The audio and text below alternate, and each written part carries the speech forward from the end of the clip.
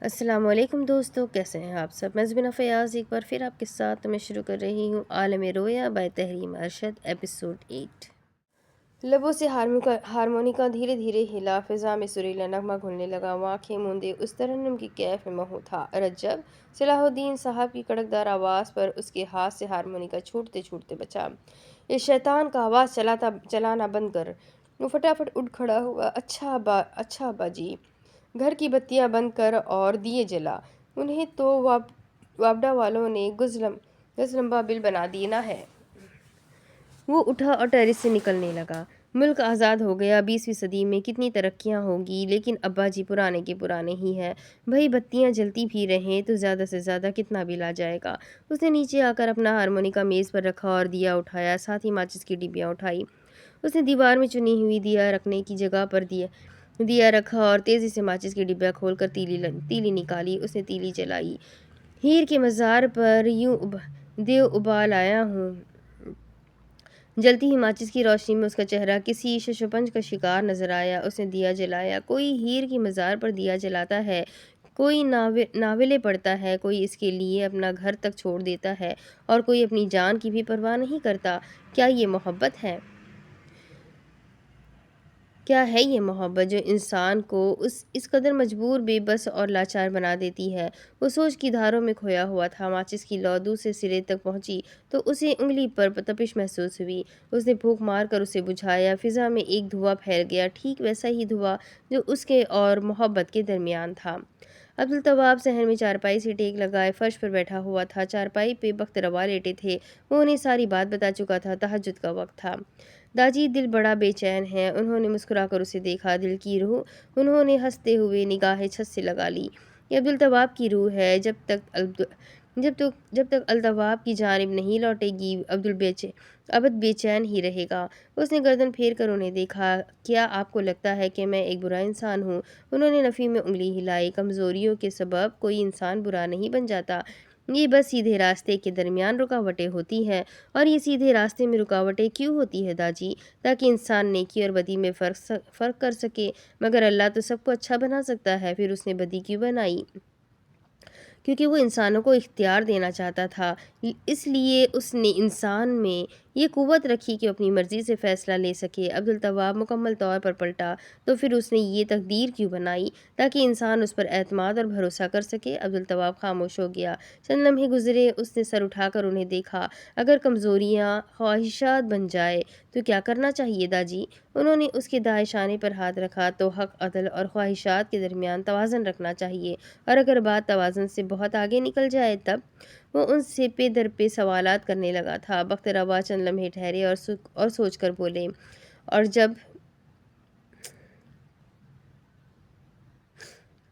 جب تم واپس نہ لوٹ سکو تو پھر تمہیں آگے بڑھ کر بہترین راہ کو کھوجنا چاہیے۔ اللہ کی رحمتوں اور نعمتوں کا دروازہ کبھی بند نہیں ہوتا، بس ہم اسے کھٹکھٹانا بھول جاتے ہیں۔ عبدالتواب کی نظریں جھکی، نگاہیں دائیں بائیں پھرنے لگی۔ داجی میں یہ توازن کیسے رکھ سکتا ہوں حق، عدل اور خواہشات کے درمیان؟ انہوں نے اسے سوالیہ نگاہوں سے دیکھتے ہوئے یہ پوچھا تھا۔ اس نے دھیرے سے سر ہلایا۔ جی، اس کے لیے تمہیں ان تینوں چیزوں کو جاننا پڑے گا۔ اس نے سر اٹھایا۔ کیا اس سے مجھے سکون مل جائے گا؟ انہوں نے آنکھیں موند کر کھولی۔ بالکل، خدا چاہے گا تو ضرور۔ اس نے ایک گہری سانس لی۔ ٹھیک ہے پھر بتائیے، کیا ہے یہ تینوں چیزیں؟ انہوں نے تمہید باندھی۔ خواہشات یعنی آرزوئیں انسانی زندگی میں لازم و ملزوم فعل کا کردار ادا کرتی ہے۔ جب خواہشیں نہ ہوں تو زندگی اور موت ایک جیسی ہو جاتی ہے۔ خواہشات کا سرچشمہ کوئی نہ کوئی جذبہ ہوتا ہے، اس سے انسانی زندگی میں جذبات کا کردار معلوم پڑتا ہے۔ لیکن خواہشات کو اگر بے لگام چھوڑ دیا جائے تو زندگی میں شر پھیلنے کے مواقع عام ہو ہی جاتے ہیں۔ قرآن کریم نے ان خواہشات کو تباہی کا ذریعہ قرار دیا ہے۔ ہر آرزو کو عقل کے مطابق ہونا چاہیے اور عقل کو قرآن کی روشنی میں ہونا چاہیے۔ اگر انسان کی عقل قرآن کو چھوڑ کر اپنی خواہشات کی غلام بن جائے تو اشرف المخلوقات اسفل السافلین بن جاتا ہے۔ انسانی خواہشات کوئی بد شے نہیں کہ جن کو مارنے سے انسان فلاح پا لے گا۔ انسانی جذبات مارے نہیں جا سکتے، اور اگر انہیں مار دیا جائے تو یہ غیر فطری اور نفسیاتی روگ کو جنم دیتے ہیں۔ لہٰذا انسان کو میانہ روی اختیار کرنی ہوتی ہے۔ یہ تو ہو گئی خواہشات، اب بات کرتے ہیں عدل پر۔ وہ سانس لینے کے لیے ٹھہرے اور پھر کہنے لگے، عدل افراط و تفریح کو چھوڑ کر درمیانی راہ اختیار کرنے کو کہا جاتا ہے۔ کسی کی مشقت کو اس کے عین مطابق اجرت دینا عدل ہے۔ قرآن کریم میں عدل کے نظام کو میزان کہا گیا ہے، اس لیے اشرف المخلوقات کو چاہیے کہ اپنے معاشرے میں میزان کو برابر رکھے۔ جس معاشرے میں عدل باقی نہ رہے، اس کی کوئی بھی چیز صحیح مقام پر نہیں رہتی، اور پھر اسی صورتحال کو فساد کہتے ہیں۔ عدل عام ہوتا ہے تو حق عام ہوتا ہے۔ حقوق اللہ بھی ہے اور حقوق العباد بھی ہے، پر دراصل حقوق العباد بھی حقوق اللہ ہے، کیونکہ وہ اللہ کا حکم ہے۔ تم اس کے بندوں کے ساتھ عدل کرو، اللہ تمہارے ساتھ عدل کرے گا، وہ تمہیں سکون دے گا۔ اللہ اکبر، اللہ اکبر۔ نماز فجر کا وقت ہو گیا تھا، بخت روا چارپائی سے اٹھنے لگے۔ میں اٹھ جاؤں؟ عبدالتواب خاموشی سے وہیں بیٹھا تھا۔ بخت روا چارپائی کے قریب رکھی ہوئی لاٹھی کو پکڑ کر درد سے کراہتے ہوئے اٹھے۔ عبدالتواب گڑمڑ ہوتے ذہن سے دانتوں سے نچلا لب کاٹنے لگا۔ بخت روا دھیرے دھیرے چلتے ہوئے غسل خانے کے قریب آئے۔ انہوں نے غسل خانے کی بتی جلائی۔ عبدالتواب اضطراب سے نگاہیں پھیرنے لگا۔ خواہشات رکھو مگر اعتدال کروں، خود سے اعتدال کا آغاز کروں گا تو معاشرے میں عدل کر سکوں گا۔ عدل ہوگا تو حق عام ہوگا۔ یہ اللہ کے راستے پر چلنا اتنا مشکل کیوں ہے؟ یہ سکون اتنا مہنگا کیوں ہے؟ جو چاہوں وہ بآسانی مل نہیں سکتا، اور جو ملے وہ بھی آسان نہیں۔ وہ کچھ دیر سونا چاہتا تھا مگر تحلیل کے خیال نے اسے سونے نہیں دیا۔ فجر کے بعد گھر میں ایک بھگدڑ سی مچ گئی تھی۔ فون ڈائلر پر انگلی گھوم رہی تھی۔ تحلیل کان سے ریسیور لگائے کھڑی تھی۔ جو اینی سویرے فون کی جو ذرا چوکی تھی، وہ دو ٹوک انداز میں بولی، کوہ نور کو میرا پیغام دے دو، تیار ہو جائے، میں آدھے گھنٹے تک آ رہی ہوں۔ ہائے، اپنی منگنی والے دن کون اسکول جاتا ہے؟ جو کی حیرت کی تو کوئی انتہا ہی نہیں تھی۔ تحلیل نے غصے سے ریسیور پٹکتے ہوئے رکھ دیا اور سیڑھیوں کی جانب بڑھی۔ نیچے اس کی پھپھیاں حیرت سے ہاجرہ کے متعلق پوچھ رہی تھی۔ آخر یہ ہاجرہ بنا بتائے کیسے جا سکتی ہے؟ عاقب کی والدہ سر پکڑ کر چارپائی پہ بیٹھی۔ رات کو اتنا سب کچھ ہو گیا اور ہاجرہ چلی گئی۔ ہاجرہ نے ایسا کیوں کیا؟ تحلیل سیڑھیاں اترتے ہوئے کہنے لگی، دراصل کل انہیں اپنی سابقہ محبت کا خاندان مل گیا تھا۔ پھپھیوں نے چونک کر اسے دیکھا۔ نیلوفر ڈرائنگ روم میں ناشتہ لگوا رہی تھی۔ اس کی آواز پر وہ باہر چلی آئی۔ تحلیل نیچے اتر آئی، اس لیے وہ اپنی موجودہ محبت کے پاس بھاگ گئی۔ نیلوفر تپ اٹھی۔ لالی، وہ عاقب کی والدہ کو دیکھ کر کلسنے لگی، ماشاء اللہ سے اس کی زبان اپنی پھوپھی پر ہی گئی ہے، میری نند بجلی پسند۔ وہ اب غصے سے دندناتے ہوئے تحلیل کی طرف چلی آئی، اور تم نے کیا کہا ہے کہ تم عاقب سے شادی نہیں کرو گی؟ تحلیل منہ پھاڑ کے بولی، ہاں جی، نہیں کروں گی میں اس سے شادی، کیونکہ جس عزت کی خاطر میں نے یہ رشتہ قبول کیا تھا، میری اسی عزت پر سوال اٹھایا گیا ہے۔ پہلے میں اس عزت کے لیے برداشت کر رہی تھی، مگر چونکہ اب میرے پاس یہی عزت وجہ ہے تو میں اس رشتے سے کھلم کھلا انکار کرتی ہوں۔ اس نے اپنی پھوپھی کو دیکھا۔ پھوپھو، آپ کا جب تک یہاں رہنے کا دل چاہتا ہے رہیے، لیکن برائے مہربانی اس سے زیادہ مجھ سے کوئی اور توقع مت کیجیے گا۔ اس کی زبان درازی پر وہاں موجود ہر شخص کا حیرانی سے منہ کھل گیا تھا۔ وہ کرخت آواز میں بھویں مٹکا کر بولی، مزید کوئی سوال نہیں۔ اس کی ماں اس کی اس بے باکی پر شل رہ گئی تھی۔ وہ ڈرائنگ روم کی جانب بڑھی، کالج جا رہی ہوں، باقی باتیں آ کر ہوں گی۔ نیلوفر کا ہاتھ کلیجے پر پڑ گیا، ایسے کتے خاندان کی ہے نا۔ تحلیل کی پھوپھیوں نے منہ بنا کر نیلوفر کو دیکھا۔ پوری پھوپھیوں پر چلی گئی ہے، پوری کی پوری۔ ارے یہ تو ساتھ رہی بھی نہیں، پھر بھی اثر چلا گیا ہے۔ دیکھو ذرا کیسے چوٹی کے پر نکل آئے ہیں، دیکھو لوگو دیکھو۔ اس لیے کہتے ہیں باپ کا سایہ سر پر ہونا بے حد ضروری ہے۔ ہائے، یہ کتا خاندان مجھے کھا گیا۔ تحلیل ڈائننگ روم میں چلی آئی۔ بخت روا اسے سربراہی کرسی پر بیٹھے ہوئے نظر آئے۔ برابر میں عبدالتواب بیٹھا تھا۔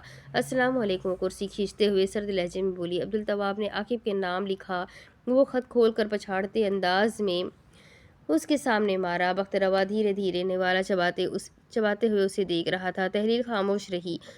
عبدالتواب نے گلا صاف کیا، یہ میری لکھائی نہیں ہے۔ تحلیل نے پلکیں جھکا کر خط پر دیکھا اور پھر سر اٹھا کر اسے، جس کا بھی تھا میرا جواب پھر بھی نہ ہے لیکن۔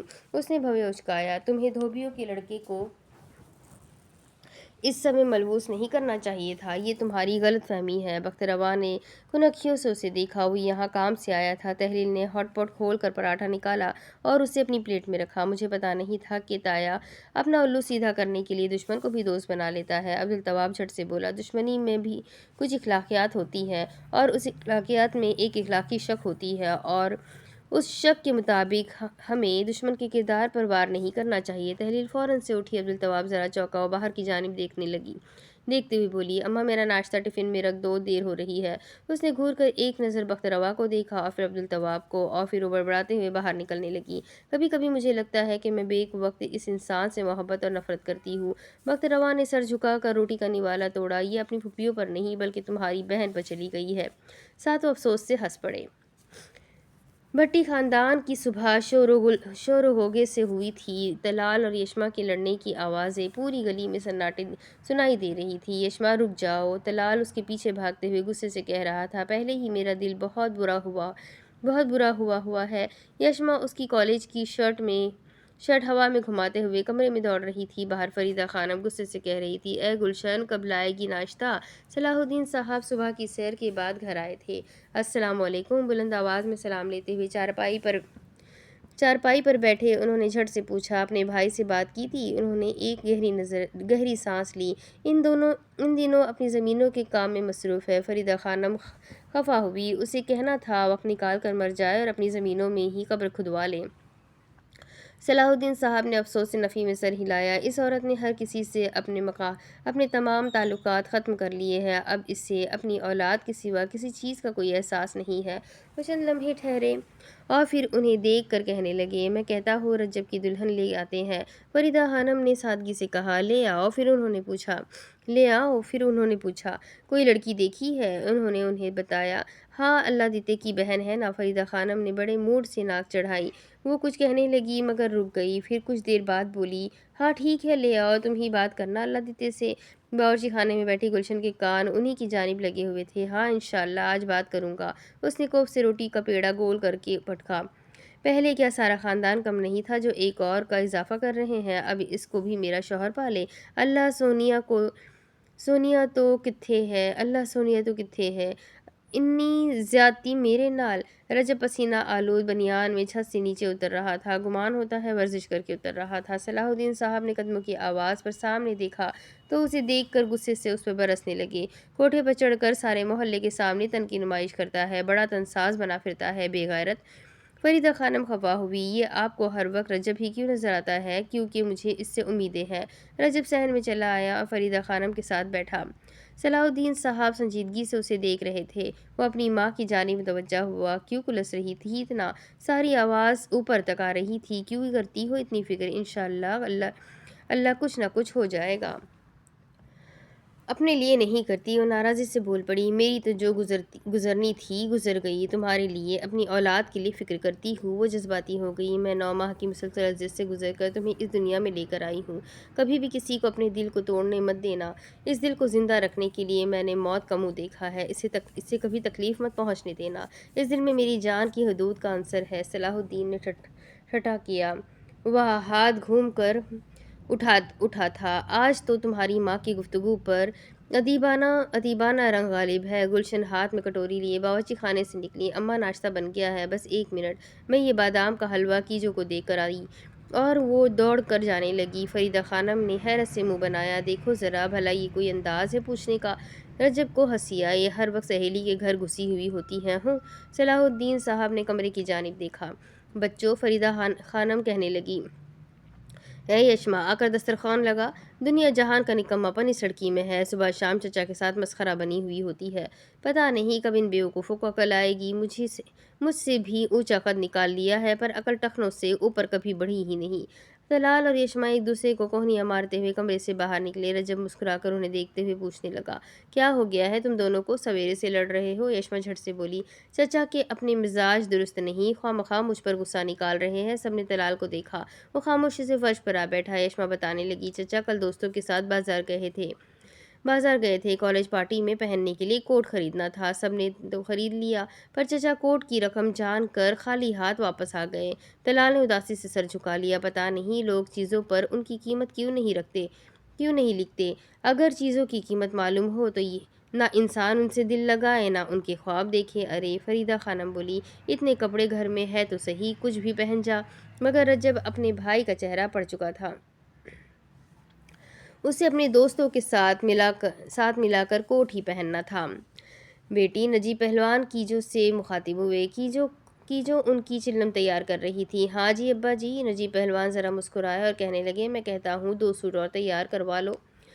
ہائے کیوں ابا جی؟ اس نے حیرانی سے انہیں دیکھا۔ وہ اسے بتانے لگے، گلی میں شادی ہے۔ کس کی ابا جی؟ شادی کی خبر نے اسے بے چین کر دیا تھا، کوہ نور اور رجب کی۔ ہائے اللہ! وہ تالی بجا کر اٹھی۔ ابا جی دھوبیوں کو تیلی ہی ملے تھے، میرے ابا جی کہتے تھے تیلی کسی دے نہ بیلی۔ آپ نا صلاح الدین چچا سے کہنا، ایک مرتبہ سوچ لے۔ ہائے کوہ نور کی تو لاٹری ہی نکل آئی ہے۔ صبح دیکھ کر رشتہ کیا ہے، وہ کہتے ہیں نا آزاد دے تیلی نے شوق نوابی۔ ویسے کتنا ہوشیار پڑا ہے اللہ دیتا۔ نجیب پہلوان کو اس کے مخولیہ انداز میں تبصرہ کرنے پر ہنسی آئی۔ اے شدینے چپ کر کے کام کر۔ کیجو نے ناک سکیڑی۔ ہوں مجھے کیا؟ کیجو کمرے سے اس کے شوہر نے اسے بلایا تھا۔ وہ اٹھی۔ ہاں آ رہی ہوں۔ وہ ہاتھ جھاڑتے ہوئے اٹھی اور تیزی سے بڑے بڑے قدم اٹھاتے کمرے میں جانے لگی۔ وہ کمرے میں چلی آئی۔ سنگھار میز کے سامنے اس کا شوہر کھڑا ٹائی لگا رہا تھا۔ اس نے کمر پر ہاتھ رکھا۔ ہاں کیا ہے؟ وہ آئینے میں خود کو دیکھتے ہوئے بولا۔ کیا کہہ رہے تھے ابا؟ کیجو درشتی سے بولی۔ فکر مت کرو، تمہاری کوئی بات نہیں کی میں نے۔ اس نے سنگھار میز پر سے پرفیوم کی بوتل اٹھائی اور ڈھکن کھول کر خود پر چھڑکنے لگا۔ وہ اسے دیکھ کر کہنے لگی، ہم سب ساری زندگی یہی سمجھتے رہتے ہیں کہ ہمارے قصور ہمیں کبھی نہیں پکڑیں گے۔ اس نے پرفیوم کا ڈھکن لگاتے ہوئے جو کو دیکھا۔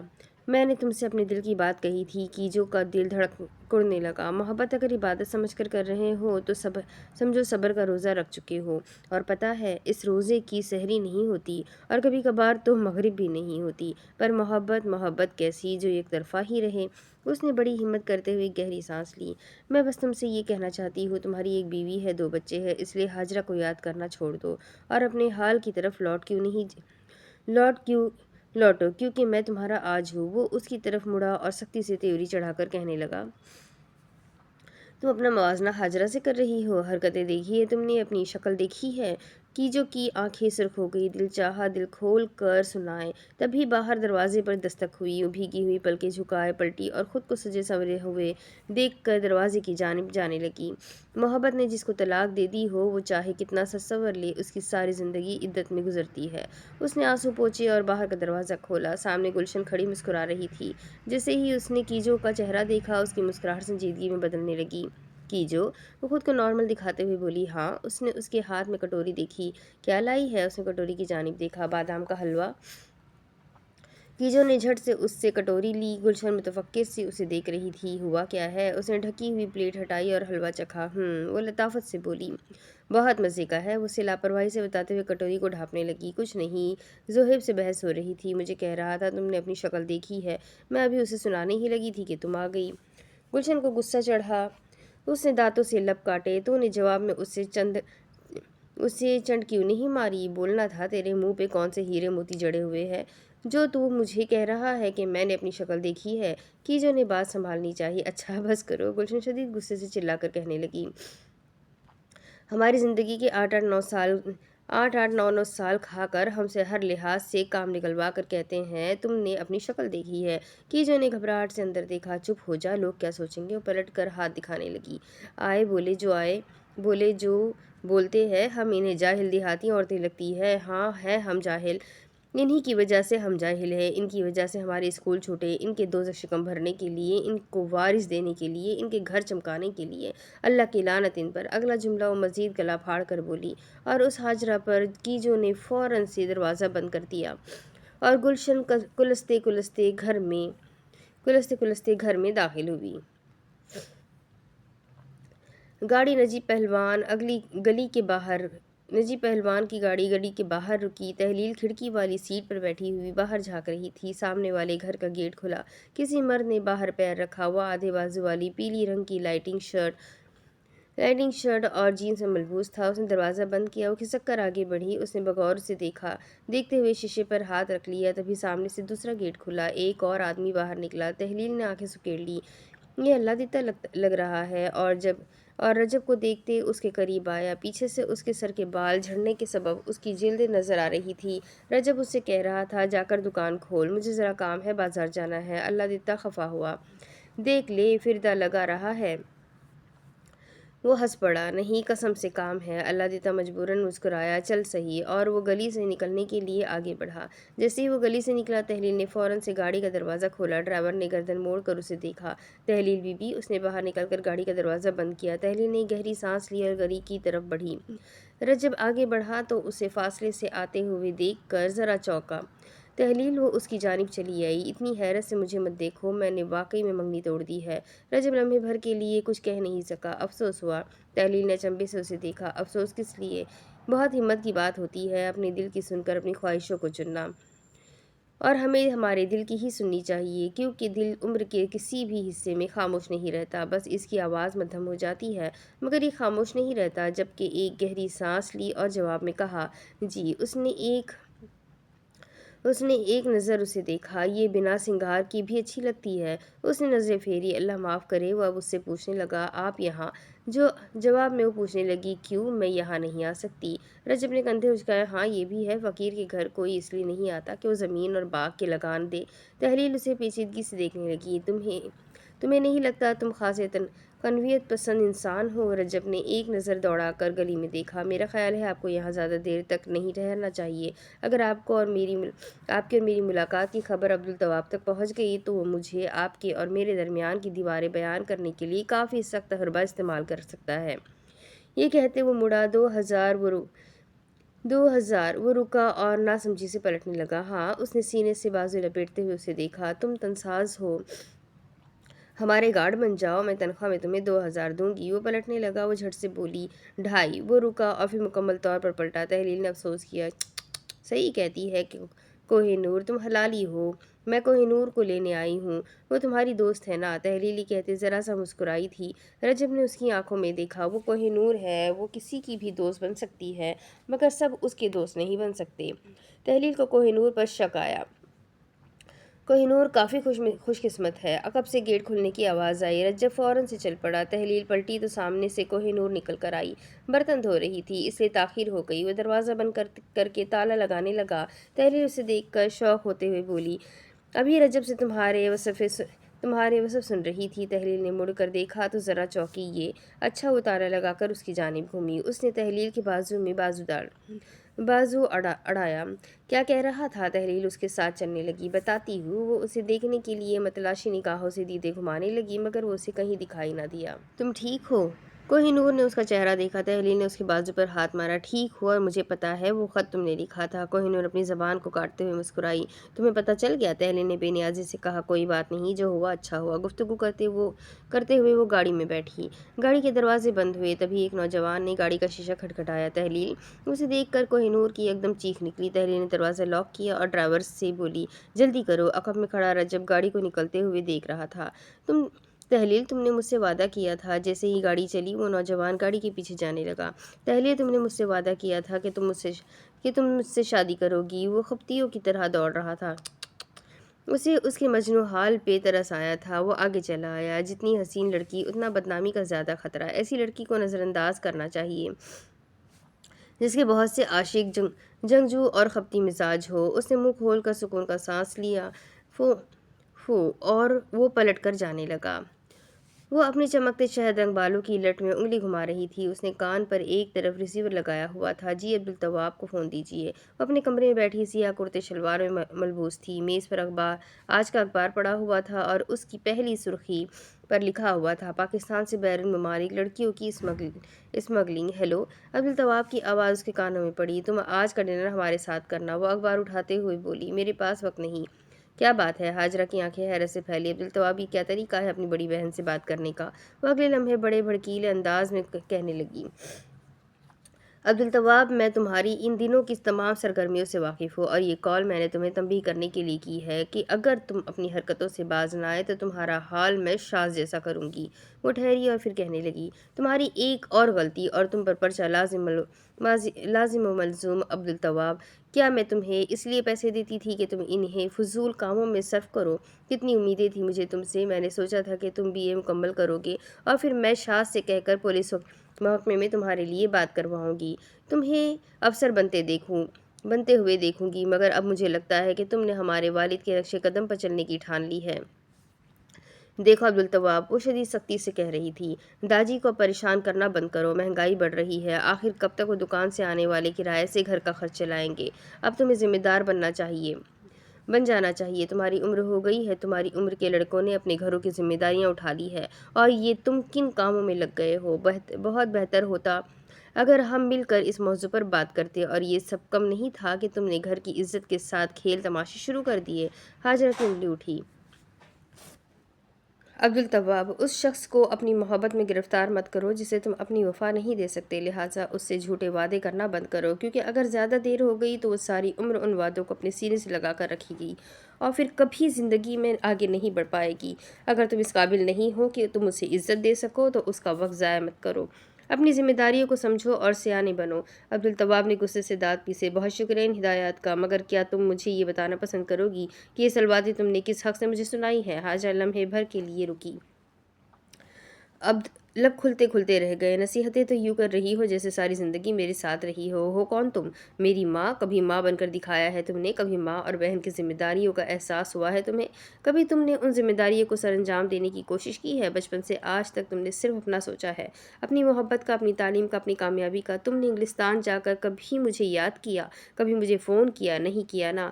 تو پھر آج کس حق سے مجھے فون کر کے یہ ساری باتیں سنا رہی ہو؟ تمہارا کوئی حق نہیں بنتا کہ تم مجھ پر یہ دھونس جماؤ۔ میں اکیلا تھا، میں نے سب کچھ اکیلے برداشت کیا تھا اور کر رہا ہوں، اس لیے اب مجھے اکیلے رہنے کی عادت ہو گئی ہے۔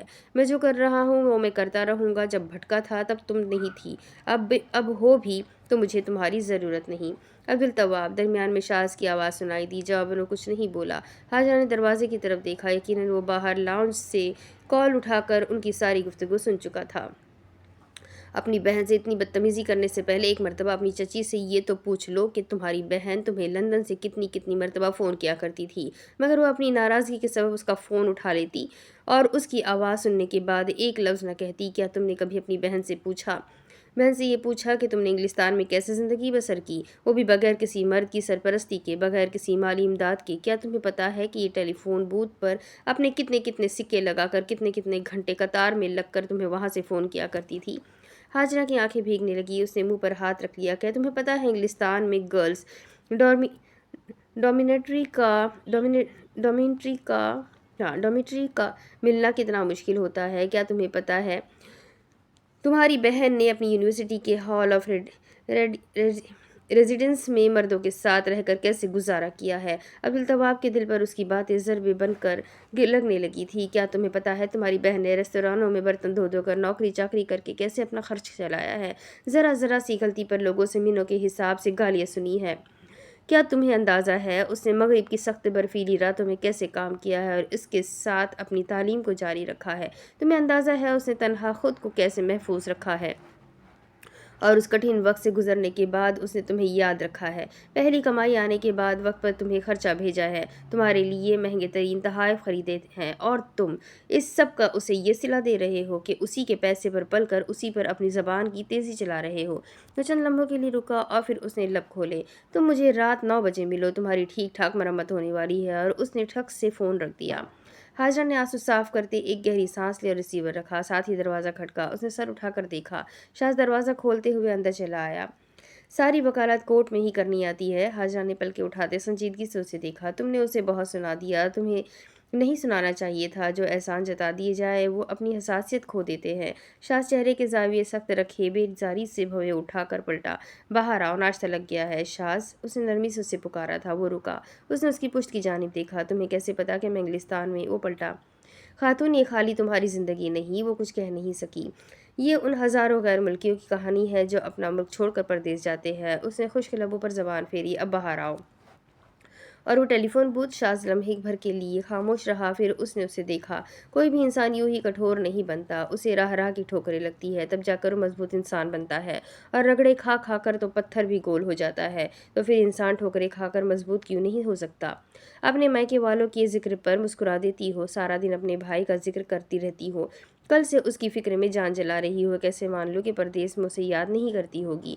हाजरा ने सर झुकाते हुए पलकों को जंबिश दी। हाँ वो ज़रा मुस्कुराई। पता है शाज़, मैं जहाँ जाती हूँ मुझे यही लगता है कि तुम मेरे पीछे रहते हो। शाज़ ने सवालिया निगाहों से उसे देखा। मेरा ख्याल है तुमने तसव्वुर मबनी कहानियाँ आज से 12-13 साल पहले पढ़नी छोड़ दी थी। वो संजीदा होकर बोली। मैंने जो महसूस किया बोल दिया। उसने गर्दन एक तरफ गिराकर हाथ हिलाया। उठो अब, गुदूद गुदूदान मैदे में खाना जंगी की कैफियत है, चलो। अब इसके आगे की कहानी मैं आपको अगले की वीडियो में सुनाती हूँ कि आगे क्या होगा। जानने के लिए मेरे साथ बने रहे। वीडियो को लाइक करें, चैनल को सब्सक्राइब करें, बेल आइकन को ज़रूर दबा दें। मिलते हैं अगले वीडियो में, तब तक के लिए अपना खूब सारा ख्याल रखें, मुझे भी दुआ में याद रखें। अल्लाह हाफ़िज़।